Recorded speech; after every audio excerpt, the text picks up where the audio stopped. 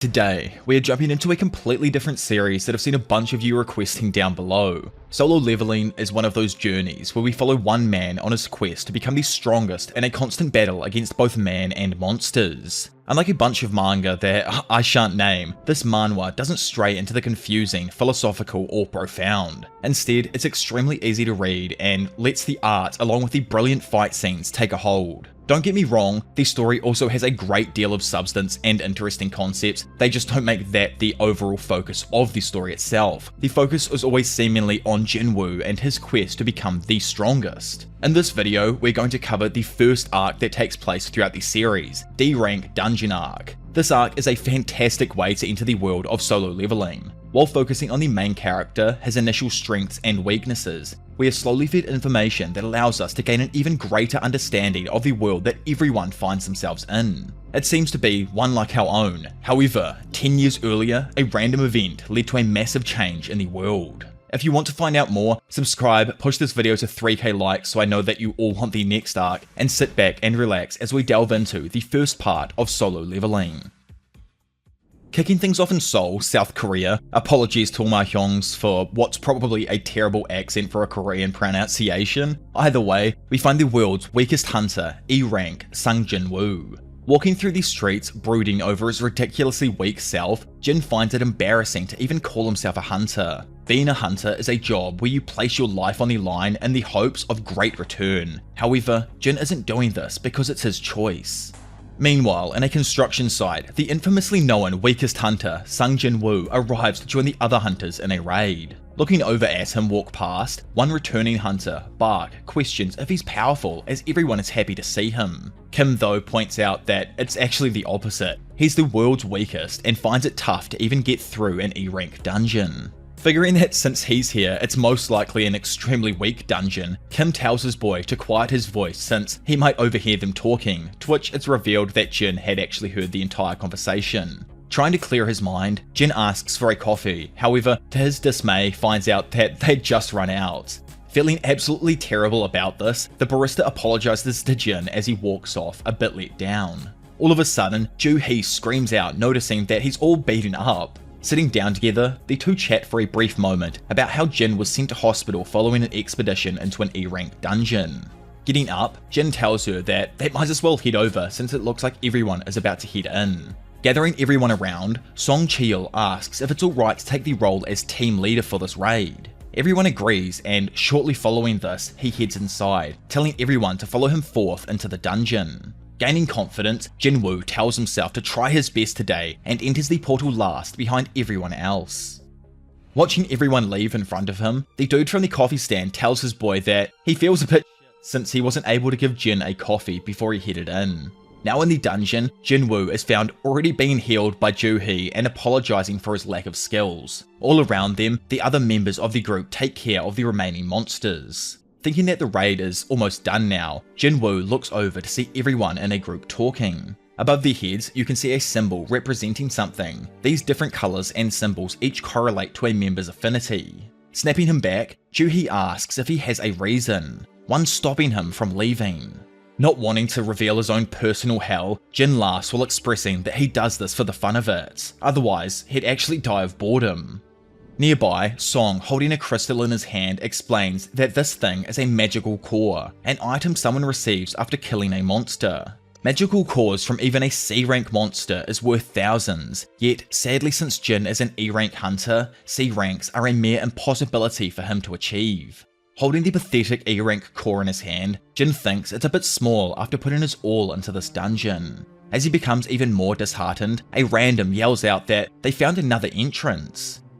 Standing in front of the gaping cave entrance now, Song explains that the thing in front of them is most likely a double lair. Sparking up his magical flames, Song beautifully twists a torrent of fire and shoots it forth a distance down a tunnel. Watching it continue through the air, the flame hits the ground before slowly fading back to black.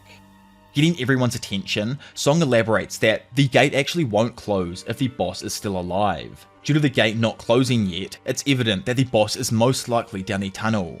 Usually, they'd need to contact the guild, but if other people get the profits first, then their own profits will dwindle. Looking at all of them, he instead proposes a vote on if they should venture forth to kill the boss. Since there are 17 of them, it will result in one side winning, and no matter what, they shouldn't complain about what happens. After a few moments, it's shown that the votes came back 8-8, with it all depending on Jinwoo's vote if they venture forth.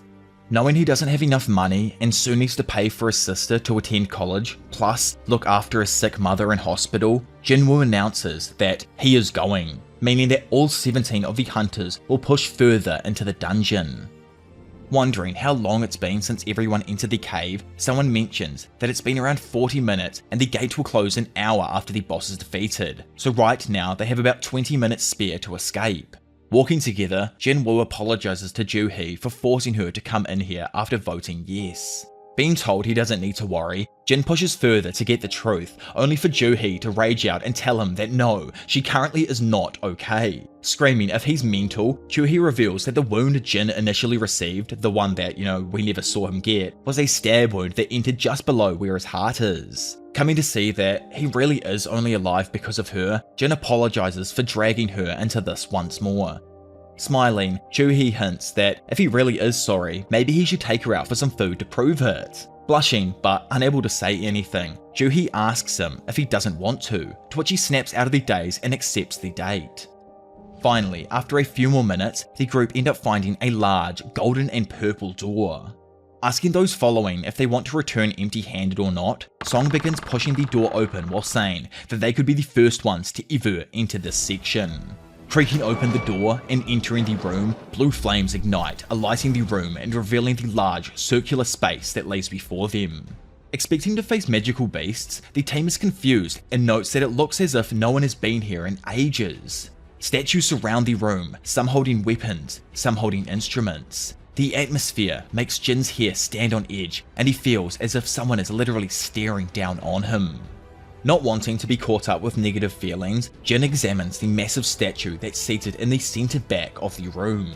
He assumes it isn't the boss as it's only a statue, however, it's the only one this large. By the way, all the other statues in the room, like in the light novel, they're actually only as tall as all of the people as well, or like slightly taller than all of the people in the room. They're not massive like statues like we see here. The only massive one is meant to be the one in the chair, but obviously things change from webcomic to, like the light novel and everything. Anyways, looking down, Song randomly finds a moss-covered magic seal. Yelling out to him, another of the crew calls him over to read some ancient text.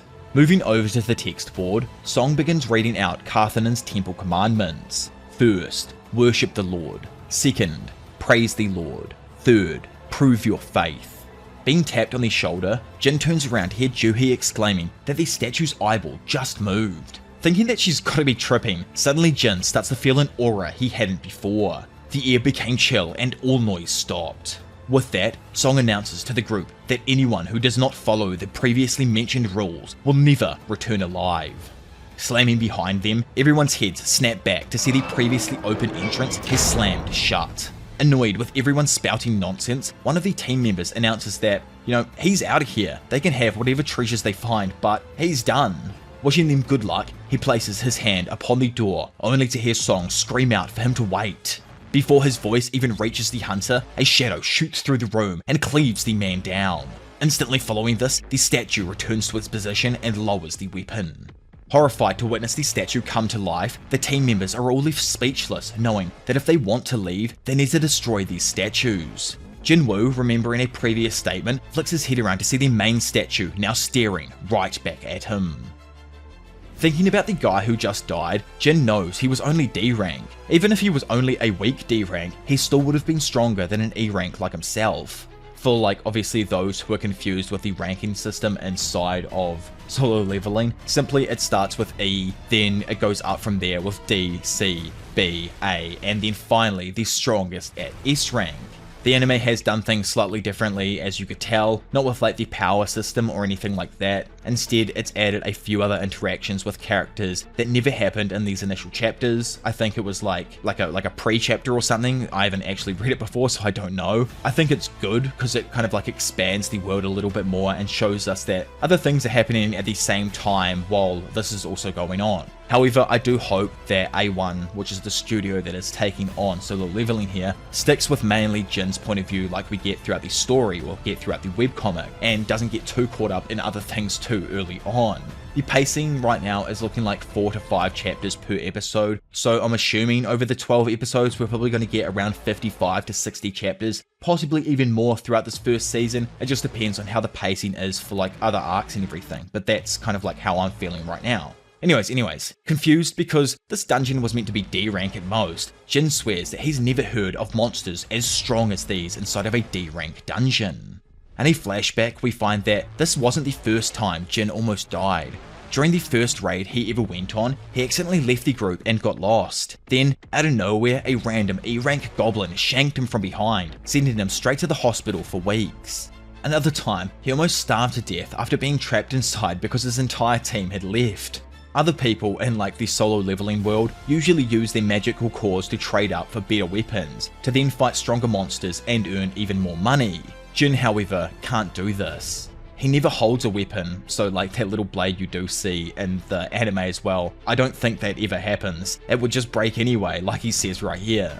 Having a healer means that his injuries are able to get healed, but only if it wasn't too extreme. Though that means that healer has to work twice as hard, babysitting some weakling who can actually barely look after himself. Every time Jin got injured and heard their snaring remarks, all the times he continued a job that may result in his demise, maybe it was all for this one moment here. Reacting just in time, Jinwoo screams out for all of his comrades to duck. Hearing his warning, some hunters stand there stationary, watching their statue's eyes begin to glow. Suddenly, a beam of light is sent out that utterly eviscerates anything in its path. Opening their eyes and seeing what remains of the group, the hunters' horror only furthers as they notice that a large portion of them were taken out with a single blast.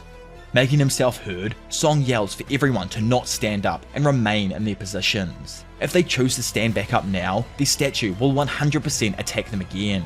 With everyone listening, Song creeps over to Jin and lets him know that even though Juhee is a B rank healer, she can't handle fear at all. While talking with Song, Jin notices that almost all of his fellow hunter's arm was blown off by the previous attack. Asking to be bandaged up, Song looks up at the giant statue and questions his boy about what rank it looks like it could be to him. Not knowing due to like never having even stepped a foot in a dungeon higher than D rank, Song, who's, actually somewhat experienced and has been in a B rank dungeon a few times, is certain that this being definitely exceeds that of a B rank boss. This one, he guesses that it could possibly even be an S rank creature.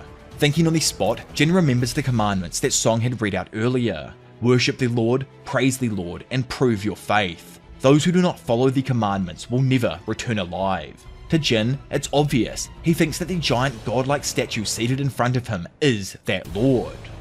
In solo leveling, these dungeons exist in a different time space or dimension. To get there, something called a gate is needed to be used. This gate is a sort of tunnel that connects other random worlds to their own. 10 years earlier, after the first gate randomly appeared in the world, many people began to experience random events. One of these random events to happen were the modification of humans into hunters. The moment a hunter is chosen, their strength stays the same and it is impossible to change. Jin too became a hunter, however, his strength was only enough for an E rank rating. Still, Jin is stronger than most individuals, it's just that the difference between him and other ranks is extremely drastic. The men and women who received the powers to cross the gate and destroy monsters as a career were labelled as hunters. Sometimes, on odd occasions, beyond the gate, there can be an ominous, despairing, insane monster that comes out of absolutely nowhere. Wondering if he's going to be okay, Jin asks if Song's bleeding will stop, but Song says there really isn't much he can do about it now. Initially, he'd brought 3 healers here because he thought this would be over quickly. Now, one literally got vaporized by the first attack, and the other is so shocked that he's unable to move. Even the B rank healer Juhee has never experienced anything like this, so it's making healing slightly difficult for the time being. For Song, he thinks that the best course of action is to stand still, then once the situation clears a tad, try and make a run for it.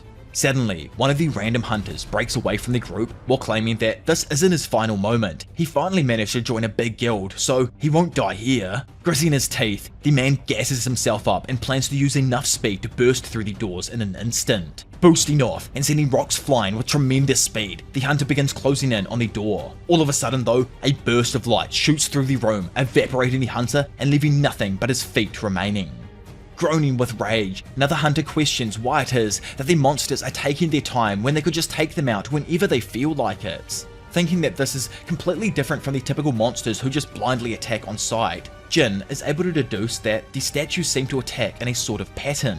Snapping his head back towards something, he figures that there has to be a rule to how this room works. Analysing the commandments of Karthanon, Jin realises that this is the key to surviving the room. Asking what the first commandment was, Song reminds him that it was to worship the Lord. Pondering what this could possibly mean, Jin starts to get up while explaining that there is a rule to this dungeon. Making his way over towards the statue, Jin watches as the eyes begin to glow and immediately drops to the floor, sweat starting to drip from his brow. Seeing the glow in the eyes fade, he assumes that the beam will start to attack if the targeted person moves past a specific height. Understanding an aspect of the statue now, Jinwoo tells everyone to bow down before it. Wondering if he's gone mad or something, Song asks if he's managed to figure something out. Replying yes, Jin explains that, like I've said, the beam attacks those who move past a certain height. The phrase worship the Lord literally means bow down and worship him. Following the E-Ranker's orders, everyone bows down and begins worshipping the statue in front of them. Looking down on them, the light from the statue's eyes randomly disappears. Snapping open, the concrete grin of this grotesque being opens up and its eyes turn red, ominously looking down on all of the fodder hunters below it. Feeling its gaze violating them, Jin wonders how many this creature has attacked in the past. How many people in their group are still alive? How long do they have to lay down here and do this in front of this thing? Starting to rise back up to his feet, Bark starts to think that the creature stopped, and instead of continuing to make them bow, will try something else soon. He doubts that just because they bowed down, everything is going to turn out fine. One by one, everyone slowly begins rising back to their feet after seeing that the monster has indeed stopped attacking. Suddenly, the room begins to shake, and the statue itself begins rising from the seat. Stomping on the floor, everyone looks up in horror, knowing that this entire fiasco isn't over. Towering above them like a monolithic demonic god, all of the hunters stand there, in fear, unable to move or say anything. Stepping forth, Song screams at Jin for any more ideas, but due to the frantic nature of the dungeon, he's unable to think of anything. Quickly snapping out of it, he remembers the rules that he started going over earlier. Knowing that the next line of commandments was to praise the Lord, Jin guesses that it has to be the key to solving this. Speaking up, another random hunter announces that he's got this. Back in the day, he was a member of a church choir, so his lungs are literally built for praising.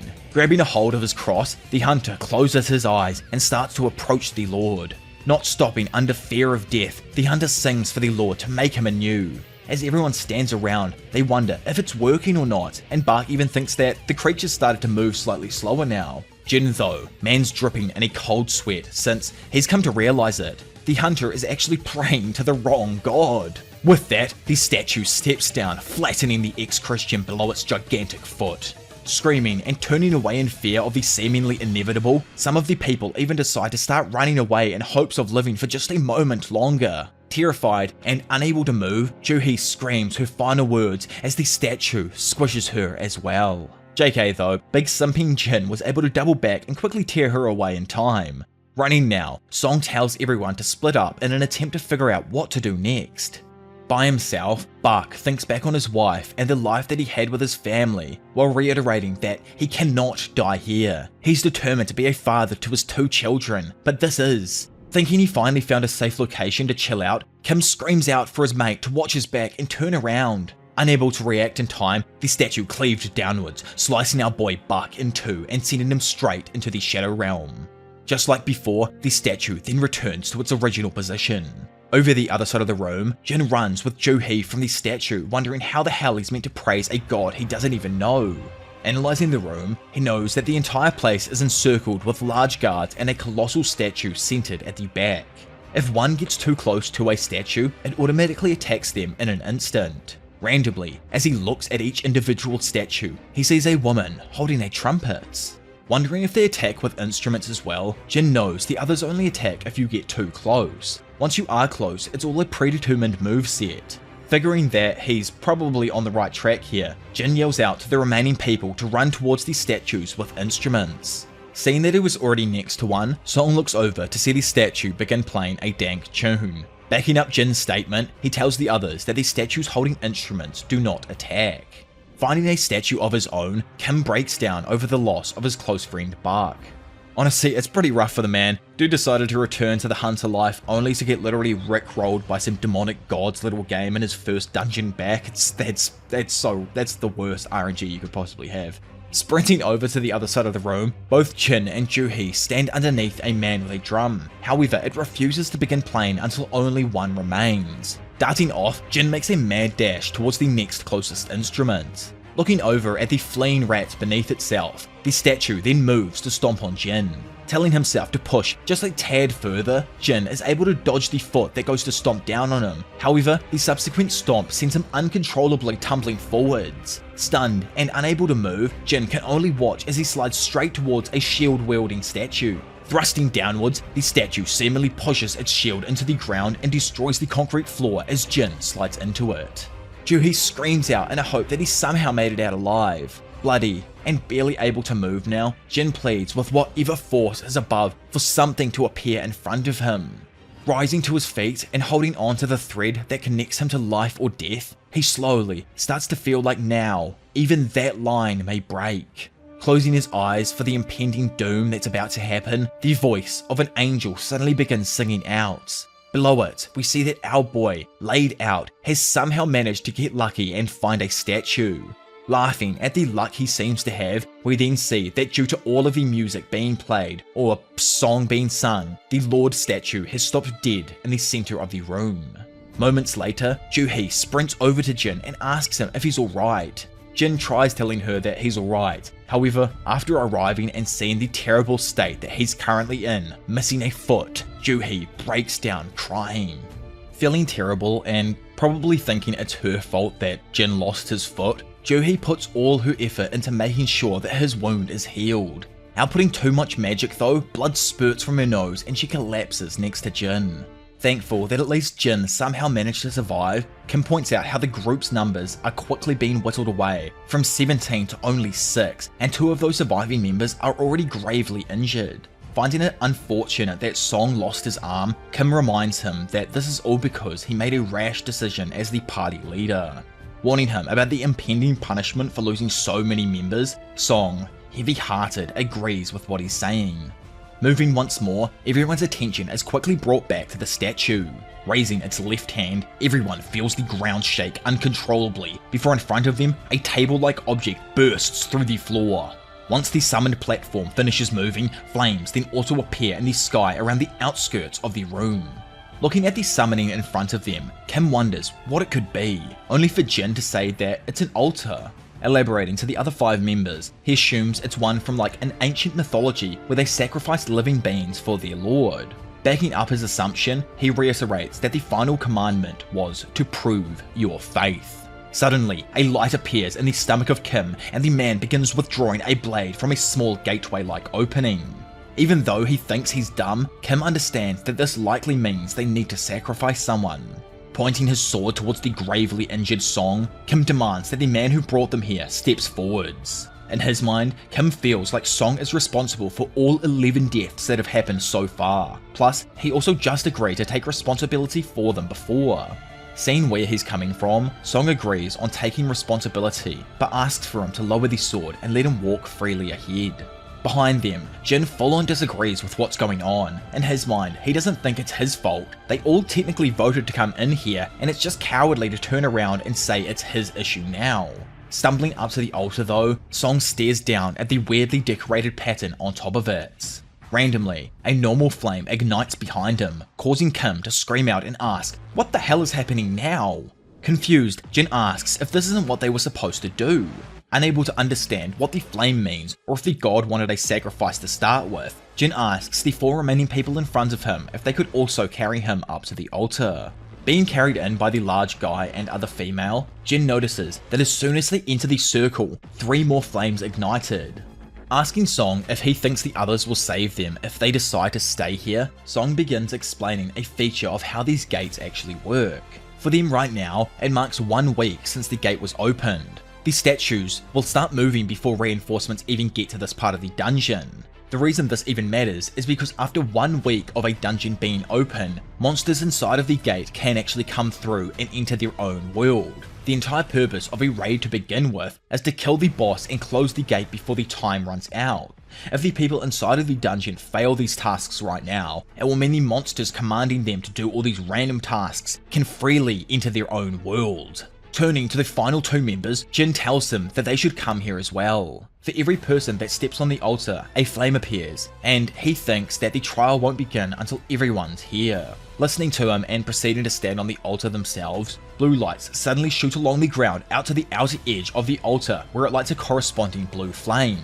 Looking at the ant-sized people below it, the statue waves its hand once more, causing the door over the other side of the room to swing open. Standing there stunned, everyone wonders what the hell they should do now. Adding to the already intense situation, every stone statue around the circumference of the room slowly begins enclosing in on the group. Randomly, Jin looks from statue to statue and sees their movement cease the moment his eyes look at them. Turning to Ju-hee, he tells her that she cannot close her eyes here. It's just like when they were kids. The statues will only move when you take your eyes off them. Kinda like the coil heads from Lethal Company, but the movement speed is absolutely nerfed. Anyways, closing her eyes in fear and listening to the statue take another step, the other female hunter screams out in terror before darting off in an attempt to escape. Once she leaves the circle, one of the flames around the outside of the altar vanish and she seemingly runs through the doorway unharmed. Absolutely confused with what the hell they just witnessed, everyone questions Jin how she's still alive. Plus, on top of that, when she did exit the door, it's slightly closed. Trying to think, Jin presumes a blue flame will disappear after a set amount of time. One of the red flames that appeared based on the number of people also vanished the moment she left the circle. Due to how straightforward the rules have been so far, Jin comes to the conclusion that the door is a trap, a false hope. The door only opened after the red flames appeared and closes just slightly every time one of the same flames disappear.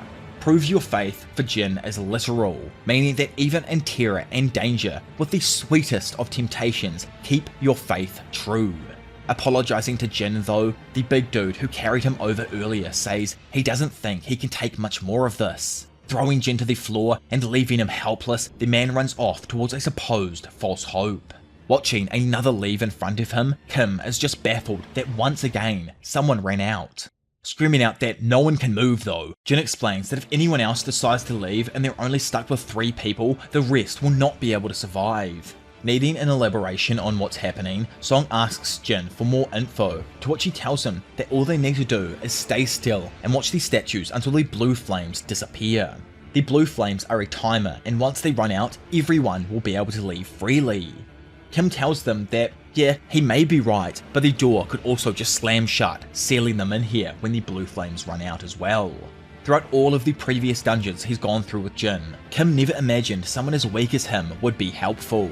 He always looked down on him and never really expected anything from him. A lot of people initially died when they got here, but the ones who are alive are because of his quick thinking. Kim thanks him for everything so far. However, as he throws his sword to the ground, begins tearing up. He reveals he also has a family and doesn't want to die just yet. Not being able to take the fear of death anymore, Kim apologizes one more time before leaving the circle and making a run for freedom. With tears in his eyes, Jin drops to the floor, utterly pissed off with everyone's apparent selfishness. Now that Kim's run, the remaining 3 have no chance. It's doomed them to a cruel death. Looking defeated about what's just happened, Song points out that the door's nearly closed. It's too late now, but he finally understands what's actually going on. Knowing that the door won't close as long as there's at least one person on the altar, Song tells the others to leave, since they naturally have a lot more life to live. Turning to Ju-hee, he asks if she'd be able to help Jin out of the room, to which she instantly agrees. Sadly though, Ju-hee collapses to the floor before she's even able to attempt picking Jin up. Seeing her legs shaking, Ju-hee cries out that they won't move at all. Sadly, and due to Ju-hee using too much mana in an attempt to heal Jin previously, she's exhausted herself to the point that she can no longer move herself, which means that 2 of them are now incapacitated. Taking the old dude's place, Jin tells him that he should instead take Ju-hee out of here. Disagreeing, Song tries saying that he'll stay, but obviously Jin points out that no one will be able to carry Ju-hee, plus there's no time, they need to run. Screaming out she'd rather stay here, Jin reminds her that he promised he'd buy Ju-hee dinner sometime. Pulling out his pathetic E-rank core, Jin tells her to eat the dinner first, then once he returns, he'll find her for that payment. Going to say something, Ju-hee is sadly and quickly knocked out as Song picks her up and tells Jin there really isn't any more time to wait. Asking the old man to take care of her, Song promises that he will, before slowly making his leave with Ju-hee. Seeing them escape through the door to safety, Jin thanks God, as at least he's the only one that's dying now. It's an interesting aspect, like, think about how in that moment there, he weirdly praises God, thanking him that he's the only one who's dying here. I don't know, it's just something that I've noticed as I've begun scripting this series, and it's almost unintentional from his side, but I'm curious as to if it held any credence in the actual story itself. I assume that it didn't, and it's probably just words. Feeling like an idiot anyway, Jin beats himself up over not having got a life insurance in case of this happening. Looking over and seeing Kim's sword on the ground, he picks it up and decides that in his final moments, he's gonna at least take one of these monsters down with him. Bloodshot eyes and completely unable to stand due to his missing foot, Jin points his blade forth and tells the monster to come. That's an interesting thing to ask a monster to do, but either way, in a flash, the closest monster strikes down on Jin, ripping through his chest with a complete ease. Coughing blood and screaming in pain, the monster doesn't stop. Instead, it removes its spear, flinging Jin up into the air. Falling down now atop the altar and barely breathing, our boy exclaims that he doesn't want to. He doesn't want to die. Tears pour from his eyes and thoughts begin to rush his mind. This isn't fine. What do you mean thankful? Done with everything, he questions why everyone betrayed him. He also has a family. He also doesn't want to die. Remembering he said that he's glad he's the only one dying, Jin tells himself he's a freaking liar. He never wanted to die. Now laying there and watching his life come to its close, Jin wishes that he had just one more chance. Striking downwards, suddenly, the altar erupts with a plethora of different lights and flames. The blade from the statue slowly begins to come to a stop until it ceases, stuck in time. Confused, he wonders what the hell this could be. Looking closer, the random screen reads, "Alarm! You, sir, are dank and have completed all necessary requirements of the secret quest, Courage of the Weak." Still acting blazed because dude's got a hole in his chest and probably can't really even read the screen correctly, Jin can't seem to even comprehend what just happened. Suddenly, another screen pops up asking if he will accept the right to become a player. Then another reminding him that he doesn't have much time at all remaining. If he actually refuses this random request, then his heart will stop approximately 0.02 seconds after. Realizing that if he accepts, he doesn't need to die, Jin takes it. Welcoming him as a player, Jin's bruised, cut and limp body is suddenly engulfed by beams of light so bright that he's physically hidden from view. I guess that is one way to end the first arc of the series, on a more or less cliffhanger, which, we all know, dude's absolutely fine. Otherwise, I don't know what all this, finished light novel jargon, or the almost 100 chapters of a webtoon would be about. Though it would be pretty funny if man killed his main character at chapter 10, then decided to recreate him. Funnily enough, I guess in a way he kind of does do that. Man was 0.02 seconds off dying, and well, you've seen what comes next. Man's a completely different person. Speaking of next, if you have all enjoyed this D-rank dungeon art for solo leveling, then please make sure to push this video to 3,000 likes so I know you all want more, and check out the webcomic for yourselves. It's honestly a really easy read, no brain power at all needed, it's just the typical brute hype fest, and I love that. It's absolutely amazing, and of course it's all in colour as well, which is even better. If you happen to be new around here, well, then subscribe and check out the multitude of different series that I've covered now.